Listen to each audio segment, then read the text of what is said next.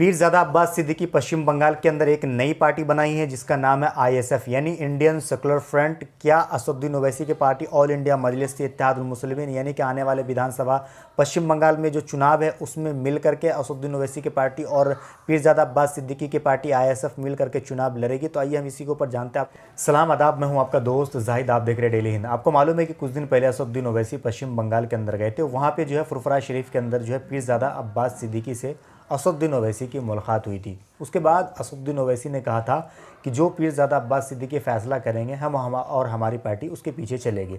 आपको बता दें कि पीरज़ादा अब्बास सिद्दीकी ने पश्चिम बंगाल के अंदर एक नई पार्टी बनाई है जिसका नाम है आईएसएफ यानी कि इंडियन सेकुलर फ्रंट। उसके बाद पीरज़ादा अब्बास सिद्दीकी मीडिया से बात करते एक बयान दिया। उसमें पीरज़ादा अब्बास सिद्दीकी ने कहा कि जो पश्चिम बंगाल के मुसलमान हैं उसके साथ ममता बनर्जी ने इंसाफ नहीं किया है। वहाँ के मुसलमानों ने और वहाँ के दलितों ने ममता बनर्जी को 10 साल मौका दिया।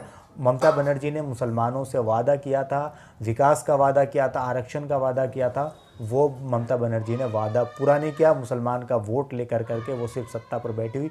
मुसलमानों के साथ जो है नाइंसाफ़ी हुई है। जिसके साथ नाइंसाफ़ी हुई है हम उसको उसका अधिकार दिलवाएंगे, इसलिए हमने ये पार्टी बनाई है। आपके मन में क्वेश्चन चल रहा होगा, क्या असदुद्दीन ओवैसी की पार्टी ऑल इंडिया मजलिस इत्तेहादुल मुस्लिमीन जो अनाउंसमेंट कर रखी है कि हम पश्चिम बंगाल के अंदर चुनाव लड़ेंगे, तो क्या पीरज़ादा अब्बास सिद्दीकी के साथ मिल करके असदुद्दीन ओवैसी चुनाव लड़ेंगे?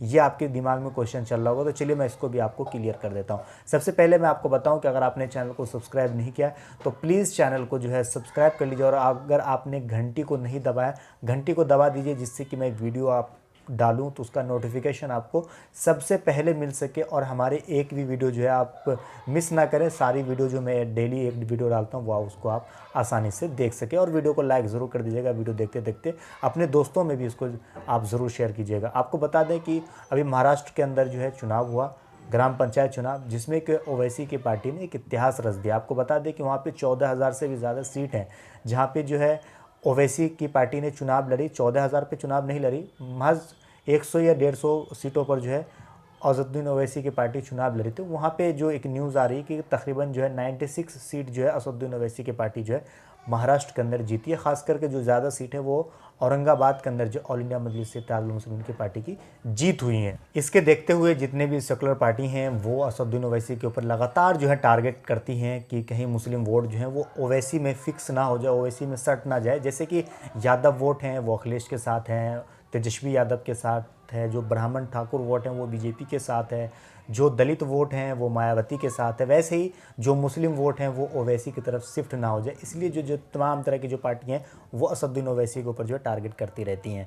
वो जो ये असदुद्दीन ओवैसी लगातार कामयाबी हासिल करे, जैसे अभी महाराष्ट्र में हासिल हुई, उसके बाद बिहार में आपने देखा कि किस तरीके से कामयाबी हासिल करी है असदुद्दीन ओवैसी की पार्टी ने।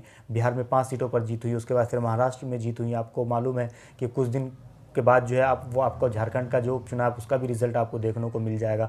इसी वजह से जो तमाम तरह की जो पार्टी हैं वो लगातार असदुद्दीन ओवैसी के ऊपर जो टारगेट करती रहती हैं। पश्चिम बंगाल के अंदर जो कयास लगाया जा रहा है, जो राजनीतिक पंडित हैं वो ये कयास लगा रहे हैं कि असदुद्दीन ओवैसी की पार्टी जो काफ़ी एक बड़ी जीत जो है पश्चिम बंगाल के अंदर जीत दर्ज करेगी। आपको बता दें कि तकरीबन 85 सीट ऐसे हैं पश्चिम बंगाल के अंदर जहाँ पे मुसलमानों की तादाद काफ़ी ज़्यादा है।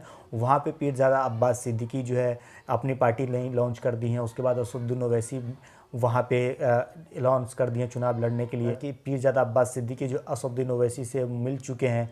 असदुद्दीन ओवैसी ने कहा है कि जो पीरज़ादा अब्बास सिद्दीकी फैसला करेंगे हम और हमारी पार्टी उनके साथ में है। तो इससे अंदाज़ा लग सकता है कि असदुद्दीन ओवैसी और पीरज़ादा अब्बास सिद्दीकी जो है मिल कर के चुनाव लड़ेंगे, यानी कि टोटल सीटों पर यानी 294 सीटों पर जो है पीरज़ादा अब्बास सिद्दीकी चुनाव लड़ सकते हैं। तो इससे ये पता चल रहा है कि 110% जो है असदुद्दीन ओवैसी की पार्टी और पीरज़ादा अब्बास सिद्दीकी मिल करके वहाँ पे चुनाव लड़ेंगे। और भी कई दल हैं जिसको जो अब्बास सिद्दीकी कोशिश कर रहे हैं उनको भी अपने साथ लिया जाए, जिससे कि और मजबूती से जो है पश्चिम बंगाल के अंदर चुनाव लड़ा जाए। आपको बता दें कि 40 ऐसी सीट हैं जहाँ पे पीरज़ादा अब्बास सिद्दीकी का काफ़ी अच्छा पकड़ है, यानी कि इस सीट पर अगर ममता बनर्जी जीतती भी हैं तो वो इनके सदके तुफैल में जो है जीतती है। ममता बनर्जी इनकी वजह से जीतती हैं, यानी कि पीरजादा अब्बास सिद्दीकी का इन 40 सीटों पर जो है काफ़ी अच्छा पकड़ है। सिर्फ मुसलमानों में पकड़ नहीं है, वहाँ के दलित, पिछड़े, आदिवासी, सब जाति के जितने भी जाति के लोग हैं सब में काफ़ी अच्छा जो है पीरजादा अब्बास सिद्दीकी की पकड़ है और पीरजादा अब्बास सिद्दीकी के लोग इज्जत करते हैं वहाँ के लोग।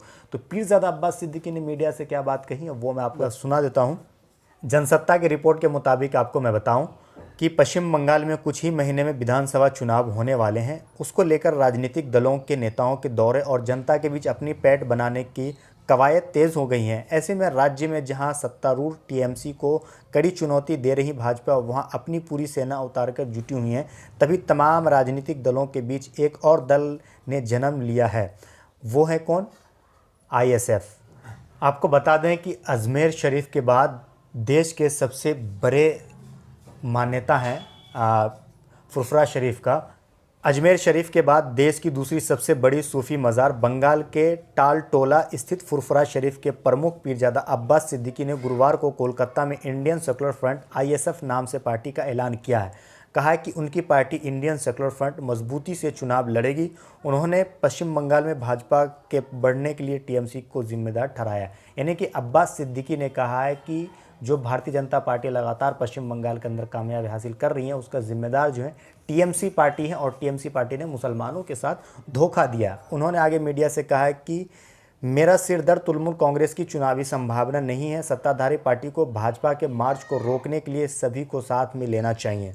उन्होंने राज्य में सरकार बनाने की खुद को किंग मेकर बनने की इच्छा जताई। बताया कि नई राजनीतिक संगठन इंडियन सेकुलर फ्रंट पश्चिम बंगाल विधानसभा में सभी 294 सीटों पर चुनाव लड़ सकती हैं।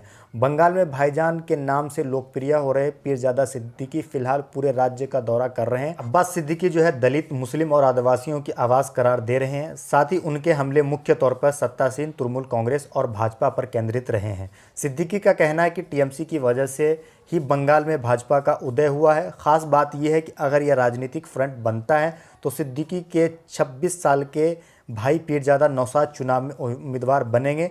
नौशाद इतिहास में मास्टर डिग्री रखने के साथ बीएड भी कर चुके हैं। आपने ये देखा कि पीरजादा अब्बास सिद्दीकी जो है पश्चिम बंगाल के अंदर ममता बनर्जी को जवाब देने के लिए उन्होंने एक पार्टी बनाई है जिसका नाम है आईएसएफ।